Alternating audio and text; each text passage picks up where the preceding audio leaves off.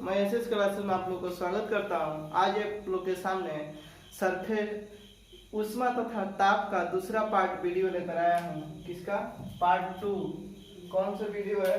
Part 2। आज आप लोग के सामने ऊष्मा तथा ताप का वीडियो लेकर आया हूं। पार्ट 2 ऊष्मा तथा ताप। ऊष्मा तथा ताप का आज पार्ट 2 वीडियो आप लोग के सामने लेकर आया हूँ। अब बात करते हैं ऊष्मा का संचरण। ऊष्मा का संचरण क्या होता है? तो ऊष्मा को एक स्थान से दूसरे स्थान जाने को ऊष्मा का संचरण कहते हैं। ऊष्मा का संचरण क्या होता है? एक स्थान से दूसरे स्थान तक जाने को ऊष्मा का संचरण कहते हैं। ऊष्मा का संचरण 3 विधि द्वारा होता है। ऊष्मा का संचरण कितने विधि द्वारा? 3 विधि द्वारा होता है, जिसमें पहला है चालन विधि, कंडक्शन, दूसरा संवहन विधि और तीसरा होता है विकिरण विधि। तो कितने विधि द्वारा? 3 विधि द्वारा, चालन, संवहन और विकिरण द्वारा। चालन क्या होता है? चालन विधि क्या है? ऊष्मा का जो संचरण होता है, इसमें चालन के द्वारा ऊष्मा का संचरण एक स्थान से दूसरे स्थान तक बिना अणुओं के गति के कारण होता है, उसे हम चालन विधि कहते हैं। चालन के द्वारा संचरण होता है। चालन के द्वारा ऊष्मा का संचरण एक स्थान से दूसरे स्थान तक बिना अणुओं की गति के कारण होता है, उसे हम चालन कहते हैं। एक स्थान से दूसरे स्थान तक बिना अणुओं की गति के कारण जो होता है स्थानांतरण, उसे हम चालन द्वारा होता है। सभी ठोस पदार्थों में ऊष्मा का संचरण किस विधि द्वारा होता है? इसी विधि, मतलब चालन विधि द्वारा। जितना ठोस पदार्थ है, सभी ठोस पदार्थों का जो ऊष्मा का संचरण होता है किस विधि द्वारा? चालन विधि द्वारा। संवहन। संवहन में ऊष्मा का संचरण एक स्थान से दूसरे स्थान तक अणुओं की गति के कारण होता है। संवहन में ऊष्मा का संचरण किसके कारण होता है? तो संवहन में ऊष्मा का संचरण एक स्थान से दूसरे स्थान तक अणुओं की गति के कारण होता है, और चालन में बिना अणुओं की गति के कारण होता है। अब क्या होता है? द्रव और गैस में ऊष्मा का संचरण संवहन विधि द्वारा होता है। द्रव और गैस में ऊष्मा का संचरण किस विधि द्वारा होता है? तो संवहन विधि द्वारा। वायुमंडल संवहन विधि द्वारा गर्म होता है। एग्जाम में पूछता है वायुमंडल किस विधि द्वारा गर्म होता है? तो संवहन विधि द्वारा। अब रेडिएशन मतलब विकिरण। विकिरण क्या होता है? तीसरा विधि है विकिरण। विकिरण में ऊष्मा का संचरण एक स्थान से दूसरे स्थान तक बिना कोई माध्यम के या माध्यम रहने पर मध्य को बिना गर्म किए हुए होता है, तो यह विधि विकिरण कहलाती है। जैसे सूर्य तथा तारों की ऊष्मा पृथ्वी तक पहुंचता है किस विधि द्वारा? तो विकिरण विधि द्वारा। सूर्य तथा तारों की ऊष्मा का पृथ्वी तक पहुंचना किस विधि द्वारा? तारों द्वारा, मतलब विकिरण विधि द्वारा।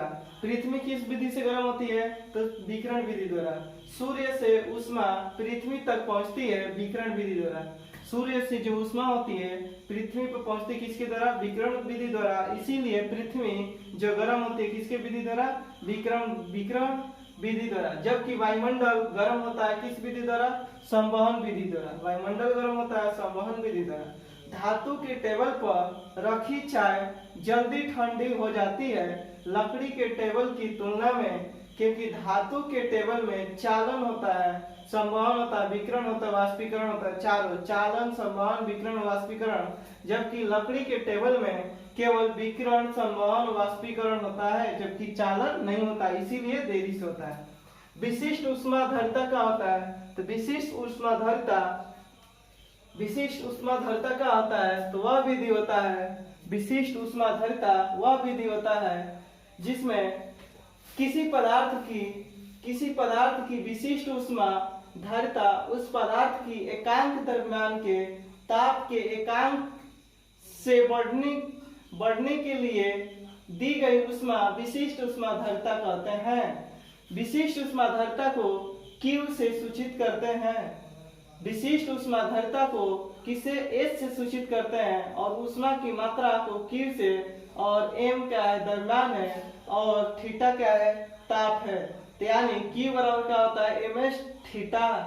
Q बराबर ms थीटा। S क्या है? विशिष्ट ऊष्माधारिता, और Q ऊष्मा की मात्रा, और M क्या है? द्रव्यमान, थीटा क्या है? ताप है। विशिष्ट ऊष्मा का SI मात्रक Q बट, अब S बराबर क्या हो जाएगा Q बटा में M थीटा, Q बटा में M थीटा कर दिए, यानी Q ऊष्मा का मात्रक क्या होता है जूल, M का मात्रक हो जाएगा द्रव्यमान kg और थीटा का होता है ताप का केल्विन। तो विशिष्ट ऊष्मा का SI मात्रक जूल पर kg पर केल्विन होता है। विशिष्ट ऊष्मा का SI मात्रक जूल पर kg पर केल्विन।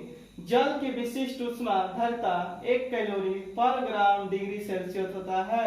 जल की विशिष्ट ऊष्मा धारिता 1 कैलोरी पर ग्राम डिग्री सेल्सियस होता है। जल की विशिष्ट ऊष्मा धारिता सबसे अधिक होती है। जल की विशिष्ट ऊष्मा धारिता सबसे अधिक होती है। एग्जाम पूछेगा विशिष्ट ऊष्मा धारिता किसकी सबसे अधिक होती है, जल की होती है। पानी की उपयोग वाहनों में किस रूप में किया जाता है, तो रेडिएटर के रूप में किया जाता है। पानी का उपयोग वाहनों में किस रूप में, रेडिएटर के रूप में किया जाता है।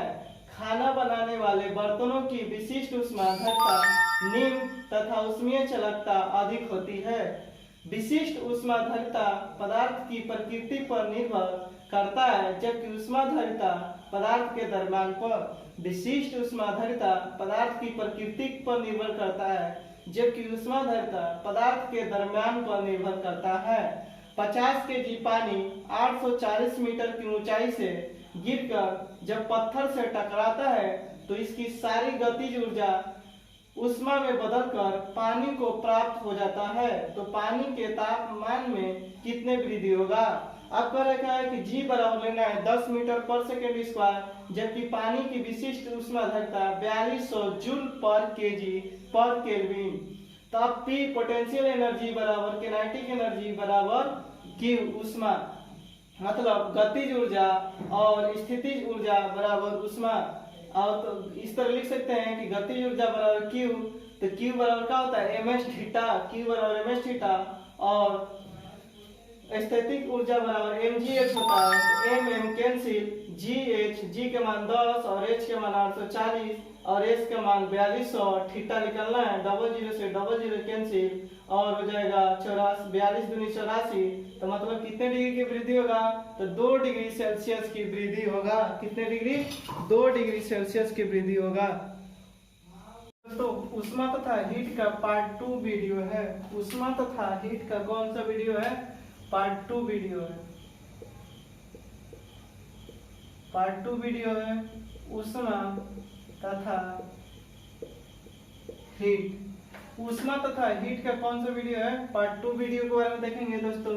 तो अब आता है गुप्त ऊष्मा का होता है, लेटेंट हीट। क्या लिखेंगे, गुप्त ऊष्मा, लेटेंट हीट। तो गुप्त ऊष्मा का होता है ताप को नियत रखकर वस्तु की अवस्था को परिवर्तित करने के लिए दी गई ऊष्मा की मात्रा को गुप्त ऊष्मा कहते हैं। गुप्त ऊष्मा किसे कहते हैं, ताप को नियत रखकर, नियत मतलब स्थिर रखकर वस्तु की अवस्था को परिवर्तित करने के लिए जो हम ऊष्मा देते हैं उसकी मात्रा को गुप्त ऊष्मा कहते हैं। ताप को नियत रखकर वस्तु की अवस्था को परिवर्तित करने के लिए हमें जो ऊष्मा दी जाती है उसकी मात्रा को ही गुप्त ऊष्मा कहते हैं। Q बराबर क्या होता है ml, Q बराबर क्या होता है ml, यानी L क्या है गुप्त ऊष्मा है और m क्या है द्रव्यमान और Q क्या है ऊष्मा की मात्रा है। यानी गुप्त ऊष्मा बराबर क्या होगा Q बटा में m। गुप्त ऊष्मा बराबर क्या होता है Q बटा में m, मतलब गुप्त ऊष्मा बराबर ऊष्मा बटा में द्रव्यमान। तो L बराबर Q बटा में m। अब ऊष्मा का ऐसे मात्रक क्या होता है जूल होता है, द्रव्यमान के ऐसे मात्रक kg, तो जूल पर kg। तो यानी गुप्त ऊष्मा का ऐसा ही मात्रक क्या होता है जूल पर kg। गुप्त ऊष्मा का ऐसा ही मात्रक क्या होता है जूल पर kg। गुप्त ऊष्मा का ऐसा ही मात्रक जूल पर kg। अब आता है बात करते हैं ऊष्मा धारिता क्या होता है।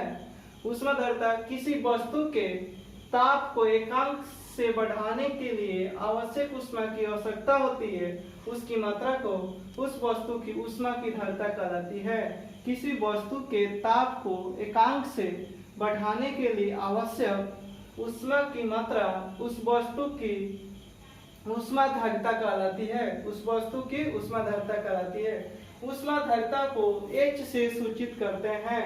ऊष्मा धारिता का ऐसे मात्रक अब क्या होगा, केजी द्रव्यमान गुणे जूल पर केजी पर केल्विन, यानी केजी और पर केजी कट गया, तो यानी ऊष्माधारिता का ऐसे मात्रक केजी से केजी तो जूल पर केल्विन क्या होगा, जूल पर केल्विन। ऊष्माधारिता का ऐसे मात्रक क्या होगा, जूल पर केल्विन।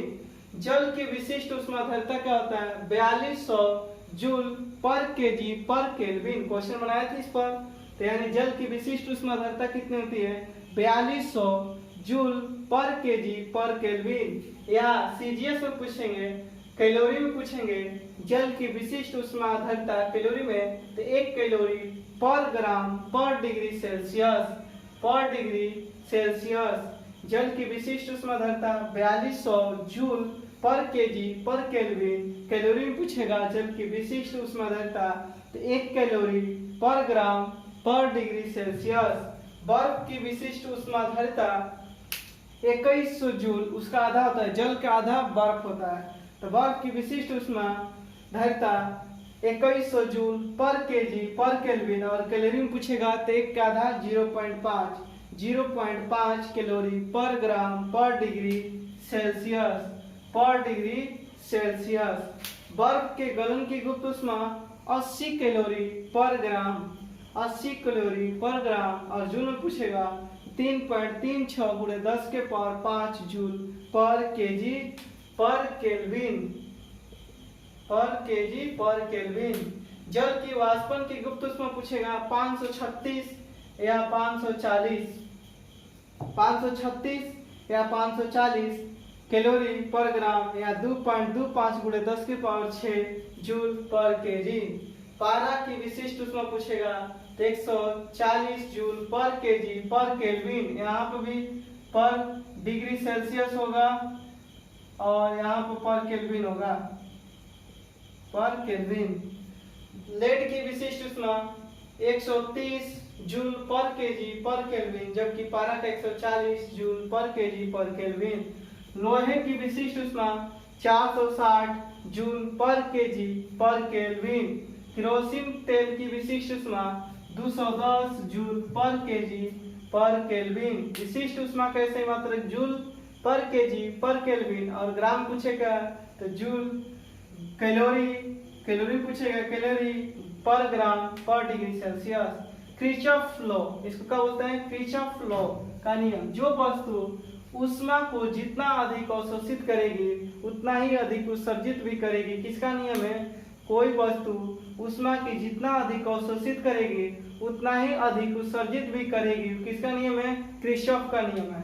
कह रखा है कि काली तथा सफेद गेंद को अगर समान तापमान पर, काली तथा सफेद गेंद को अगर समान तापमान पर एक साथ गर्म करके छोड़ दिया जाए, एक साथ गर्म करके छोड़ दिया जाए, तो अंधेरे में तो काली गेंद अधिक चमकीली दिखाई देगी। कौन सी गेंद अधिक चमकीली दिखाई देगी, तो काली गेंद। गलनांक क्या होता है, तो निश्चित ताप पर ठोस का द्रव में बदलना गलन कहलाता है। निश्चित ताप पर, कोई फिक्स तापमान पर ठोस का द्रव में बदलना क्या कहलाता है, गलन कहलाता है। तथा इस निश्चित ताप को ठोस का गलनांक कहते हैं, तथा इस निश्चित ताप को ठोस का गलनांक कहते हैं। हिमांक क्या कहलाता है, तो निश्चित ताप पर द्रव का ठोस में बदलना। गलनांक में क्या होता है, ठोस का द्रव में बदलना, जबकि हिमांक में द्रव का ठोस में बदलना हिमीकरण कहलाता है। निश्चित ताप पर द्रव का ठोस में बदलना हिमीकरण कहलाता है, तथा इस निश्चित ताप को द्रव का हिमांक कहते हैं। जो पदार्थ ठोस से द्रव में बदलने पर सिकुड़ते हैं, जो पदार्थ ठोस से द्रव में बदलने पर सिकुड़ते हैं, जैसे मान लेते हैं बर्फ, जो कि ठोस से द्रव में बदलने पर सिकुड़ते हैं, तो उनका गलनांक दाब बढ़ाने पर घटता है, कैसे होता है, घटता है। जो पदार्थ ठोस से द्रव में बदलने पर फैलते हैं, उनका गलनांक दाब बढ़ाने पर बढ़ता है। जो पदार्थ ठोस से द्रव में बदलने पर फैलता है, उनका गलनांक दाब बढ़ाने पर बढ़ता है। और जो पदार्थ ठोस से द्रव में बदलने पर सिकुड़ते हैं, तो उनका गलनांक दाब बढ़ाने पर घटता है। अशुद्धि मिलाने पर, जैसे बर्फ में नमक मिलाते हैं, तो गलनांक क्या होगा, घटता है। संघनन क्या कहलाता है, तो निश्चित ताप पर वाष्प का द्रव में बदलना संघनन कहलाता है। निश्चित ताप पर वाष्प का द्रव में बदलना संघनन कहलाता है। दाब बढ़ाने पर क्वथनांक बढ़ता है। दाब बढ़ाने पर क्वथनांक क्या होता है? बढ़ता है, घटता है? तो बढ़ता है। अशुद्धि मिलाने से भी द्रव का क्वथनांक बढ़ता है। अशुद्धि मिलाने से द्रव का क्वथनांक क्या होता है? बढ़ता है। उबलते जल की अपेक्षा भाप से जलने पर अधिक कष्टदायक होता है। उबलते जल की अपेक्षा भाप से जलने पर अधिक कष्टदायक होता है, क्योंकि जल की अपेक्षा भाप में गुप्त ऊष्मा अधिक होती है। किसके कारण जलन होती ज्यादा है? तो गुप्त ऊष्मा के चलते। अपेक्षिक आर्द्रता मापने के लिए हाइग्रोमीटर का उपयोग किया जाता है। अपेक्षिक आर्द्रता मापने के लिए किसका उपयोग किया जाता है? हाइग्रोमीटर का। ताप बढ़ने पर अपेक्षिक आर्द्रता क्या होती है? बढ़ जाती है। ताप बढ़ने पर अपेक्षिक आर्द्रता क्या होती है? बढ़ जाती है। तो इसके बारे में देखें कुछ दोस्तों, और कुछ पॉइंट है उसके बारे में देखते हैं। आपसे क्वेश्चन बना के देगा, कहेगा कि यदि कार्बन डाइऑक्साइड CO2 यानी कार्बन डाइऑक्साइड, एक दो पॉइंट और बचा है। कार्बन डाइऑक्साइड का CO2, कार्बन डाइऑक्साइड का आयन प्रसार, कार्बन डाइऑक्साइड का आयन प्रसार होने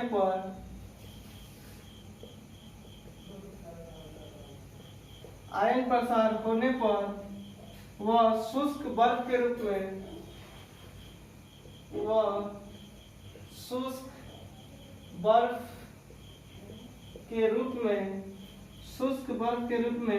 बदलती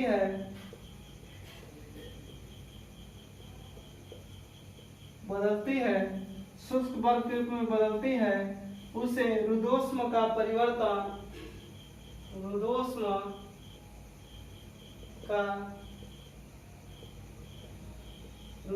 का परिवर्तन के कारण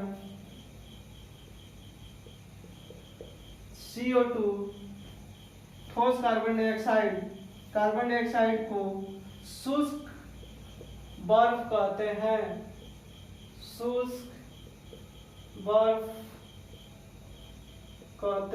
क्या कहते हैं? शुष्क बर्फ कहते हैं। ऊष्मा की गतिकी का प्रथम नियम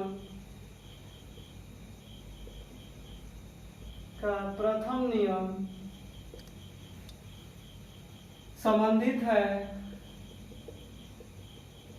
पूछे ऊष्मा की गतिकी का प्रथम नियम संबंधित है किससे? ऊर्जा संरक्षण से। किसे? ऊर्जा संरक्षण से। सौर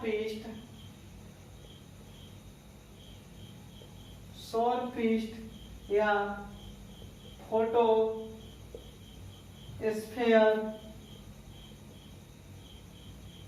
फोटोस्फीयर का तापमान 6000 डिग्री सेल्सियस होता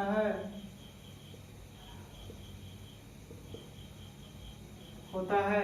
ते उष्मा और हीट का अंतिम पॉइंट है, कार्बन डाइऑक्साइड का आयन प्रसार होने पर वह शुष्क बर्फ के रूप में बदलती है। किस रूप के रूप में? शुष्क बर्फ के रूप में बदलती है। तो रुद्धोष्म का परिवर्तन के कारण, किसी परिवर्तन कारण? रुद्धोष्म के परिवर्तन के कारण कार्बन डाइऑक्साइड CO2 को शुष्क बर्फ कहते हैं।